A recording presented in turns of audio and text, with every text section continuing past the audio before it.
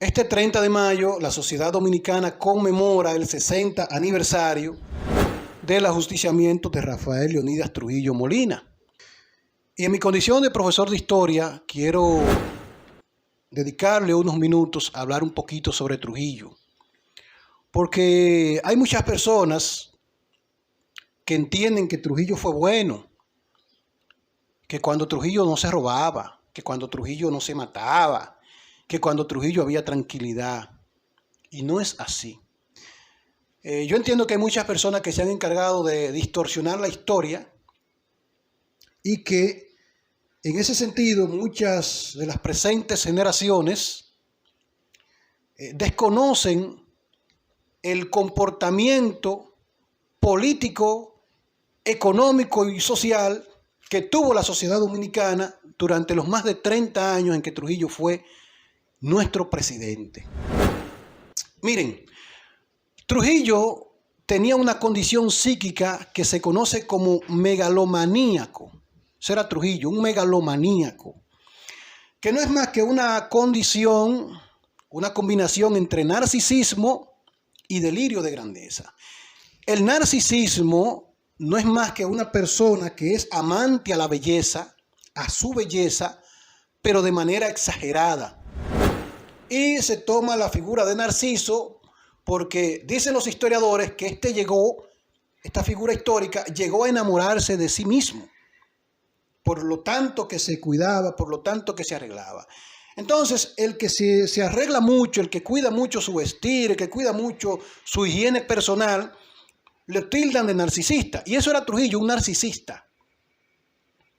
Porque Trujillo era exageradamente exigente con la ropa, con el tinte del pelo, con arreglarse el bozo. De hecho, Trujillo es considerado el primer hombre dominicano metrosexual. Lo dije en uno de mis comentarios. Trujillo duraba horas en un espejo arreglándose. Trujillo fue el primer hombre dominicano que se recortaba el bozo, señor, y se teñía el pelo. Ese era Trujillo. Pero ese delirio, ese comportamiento narcisista, entonces era combinado con un delirio de grandeza, que mientras usted está por debajo de muchas personas, eso es bien, porque el delirio de grandeza lleva al ser humano a escalar social y económicamente, porque usted aspira a más, se comporta bien en el trabajo, es puntual, es responsable, y Trujillo era así. Por eso te va a encontrar muchas personas que dicen, Trujillo era excesivamente puntual, era responsable, sí, pero en la medida que se colocó por encima de los demás, entonces quien le quedaba debajo, Trujillo lo explotaba. Por eso Trujillo escaló, por eso llegó a ser jefe del ejército, fue tomado en cuenta por su trabajo, por su puntualidad, por su rectitud, por su puntualidad y por su eficiencia. Ahora bien, cuando se colocó por encima de muchos y después por encima de todos, no hubo quien lo controlara. Permítanme leerle algunos de los títulos que hubo que darle a Trujillo intentando complacer esa mentalidad megalomaníaca. A Trujillo se le dio el título de benefactor de la patria, padre de la patria nueva, generalísimo invicto del ejército dominicano.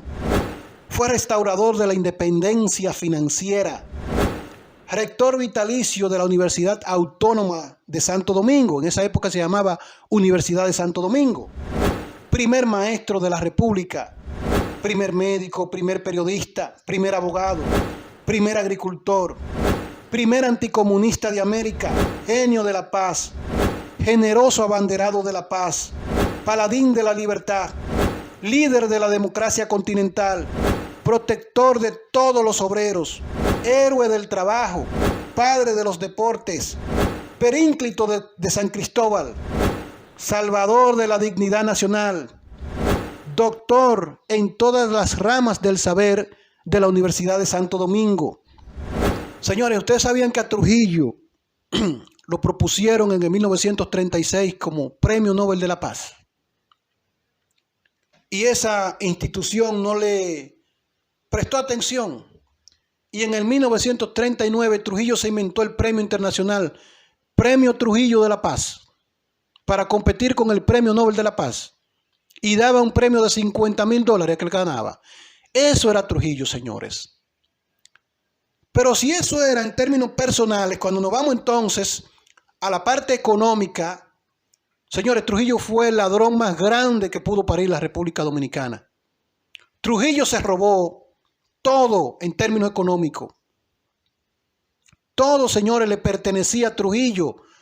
No había finca, no había parcela, no había institución comercial que Trujillo viera que produjera dinero que automáticamente no se adueñara de ella, señores. A Trujillo le pertenecía en términos económicos la República Dominicana entera. Y lo poco que tenían sus alabarderos, porque todos esos títulos que le acabo de mencionar, era ese grupo, ese séquito de alabarderos que tenía, que no encontraban cómo complacerlo, y en siendo títulos habidos y por haber, andaban buscándoselo. Y para no extenderme tanto en mi comentario referente a esta figura tétrica de la historia política dominicana, señores, a Trujillo se le ocurrió, como le hacía tanto bien a la iglesia dominicana, se le ocurrió a un grupo de senadores proponerlo que el Congreso Dominicano lo declarara benefactor de la iglesia dominicana. Y cuando estaban discutiendo eso en el Congreso, hubo un senador que, por respeto a su familia, a sus familiares, no voy a mencionar su nombre, propuso que no lo declararan benefactor de la iglesia dominicana, sino benefactor de la iglesia universal.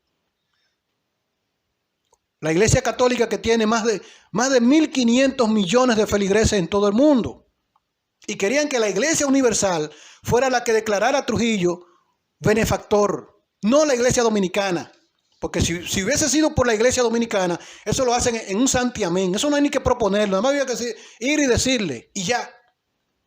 Y Trujillo, en esa condición megalomaníaca que ya le acabo de definir, comenzó entonces a presionar a los obispos dominicanos para que presionaran al Vaticano para que lo declararan a él benefactor de la Iglesia Universal. Es ahí donde nace, señores, el pleito entre Trujillo y la Iglesia Dominicana, porque no lograron complacerle en eso.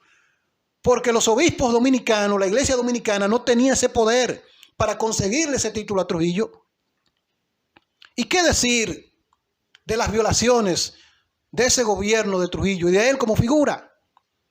Las violaciones a jóvenes dominicanas.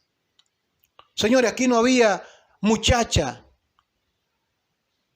que Trujillo apeteciera que no fuese llevada a sus pies, o por su séquito, e incluso hasta por su familia.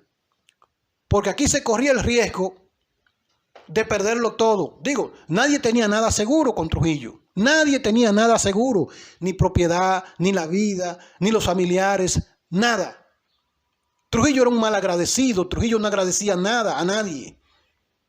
Sumamente protector con su familia. Eso sí, sumamente protector con su familia. Por eso ustedes van a ver a sus hijos, a sus nietos, que andan por ahí, anda uno por ahí buscando la presidencia de este país, que dice que su abuelo era bueno. Y su hija, Angelita, dice que no, que ese era el mejor padre. Obviamente, a ella la cuidaba y la protegía y le brindaba todo. Pero los dominicanos, que se lo llevara quien lo trajo.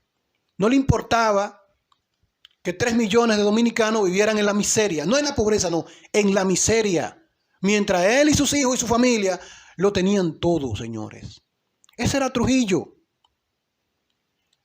Trujillo corrompió todos los cimientos morales de la sociedad dominicana. Trujillo mató, Trujillo sobornó, Trujillo violó, Trujillo se robó las instituciones, Trujillo desfalcó, permitió a su hijo Ramfi que hiciera cuantas cosas le permitiera. Y me voy a referir brevemente al último acontecimiento de Trujillo, señores, la muerte de las Mirabal, que andan muchas personas por ahí defendiéndolo, diciendo que no tuvo nada que ver. Trujillo ordenó la muerte de las Mirabal, señores. Ordenó las muertes de las Mirabal. Se lo ordenó a José René Román Pupo, su sobrino político. Y Pupo fue el que planificó trasladar a sus esposos, que estaban presos aquí en la capital, en la 40, trasladarlo para la cárcel de Puerto Plata. Ese fue el plan de Pupo Román. Y Johnny Aves García fue que consiguió los hombres que fueron desde aquí, desde la capital, a perseguir las Mirabal los domingos que ellas iban a visitar a sus esposos. La siguieron el domingo 11, el domingo 18 y el domingo 25 del mes de noviembre cuando la mataron. El sábado 24 llamó Trujillo a Johnny Aves García y a Pupo Román y le dijo: de mañana no pasan las hermanas Mirabal. Esa cuestión de las Mirabal, ciérrenme la mañana. Y así fue, señores. El domingo 25 la mataron. Pero yo me voy a referir en otro comentario a ese caso, porque yo he visto que hay muchas dudas en la sociedad dominicana, producto de que no leen, de que no investigan, historiadores que no leen, que repiten lo que escuchan por ahí, y han generado mucha duda en torno a este suceso tétrico, de los últimos que cometió la dictadura de Trujillo, y que prácticamente eso cerró ya. Hubo que buscarle una solución a Trujillo, que en todo momento dijo que iba a morir aquí, porque esta era su finca. República Dominicana era su finca, señores. Yo coincido con muchos historiadores que dicen: si Trujillo hubiese gobernado todo lo que hizo en favor de los dominicanos y en favor del país, hubiese sido el padre de la patria dominicana. Pero Trujillo no tuvo en ningún momento esa intención. La intención de Trujillo siempre fue su beneficio económico para él y sus familiares, y considerar la República Dominicana como que esto era una finca, de una parcela. Los dominicanos éramos su propiedad y la República Dominicana era su finca. Es por eso que no debemos olvidar este día. Debemos celebrar los dominicanos que salimos de Trujillo, porque aquí todo cuanto se hacía era en torno a Trujillo, señores. La ciudad se llamaba Ciudad Trujillo, el Pico Duarte era el Pico Trujillo, San Juan de la Maguana, San Cristóbal, Baní, tenían los nombres de Trujillo o de su pariente, el caso de Baní, su papá, José Trujillo Valdés. Villa Altagracia tenía el nombre de su madre, doña Julia Molina, Altagracia Julia Molina. Y son muchas cosas que pudiésemos decir de Trujillo, de su familia, de las bellaquerías que hicieron, de los robos que hicieron, de los excesos, señores, de los excesos que cometieron, pero sobre todo Trujillo, apadrinado por él. Y ni decir de sus hermanos, de Héctor, de Aníbal, de Virgilio, de José Arismendi y de Luis. ¿Qué decir? ¿Qué no hacían sus hermanos? ¿Qué no hacían sus sobrinos? ¿Qué no hacían los hijos de Trujillo? Por consiguiente, señores, el tiempo me resulta corto. Pero los dominicanos debemos celebrar y no permitir que nazca un Trujillo, señores. Porque Trujillo, aunque Trujillo murió, Trujillo sigue vivo en la mentalidad del dominicano y en el comportamiento de nuestra clase política. Cuando ustedes ven un político que se quiere robar los recursos del Estado, ese es un Trujillo. Cuando usted ve un empresario que entiende que las damas que trabajan en su empresa son de su propiedad, ahí hay un Trujillo. Cuando usted ve un político que quiere perpetuarse más allá del tiempo reglamentario en el poder, ahí hay un Trujillo. Cuando ustedes ven un funcionario que no respeta en ninguno de sus artículos la Constitución Dominicana, y como dijo Balaguer, la consideran como un pedazo de papel, y yo digo, de baño, ahí hay un Trujillo. De manera que intenten presentes generaciones de conocer un poco esta tétrica figura, para que no le aceptemos a nuestra clase política, a nuestra clase gobernante, las acciones que reviven en la memoria de quienes conocemos la historia, la figura de Trujillo. Celebremos este 60 aniversario del ajusticiamiento de Trujillo y celebremos la libertad. Celebremos la libertad. Porque en la época de Trujillo, señores, ningún dominicano tenía garantía de nada, ni de vida, ni de bienes, ni de libertad. Que viva la República Dominicana.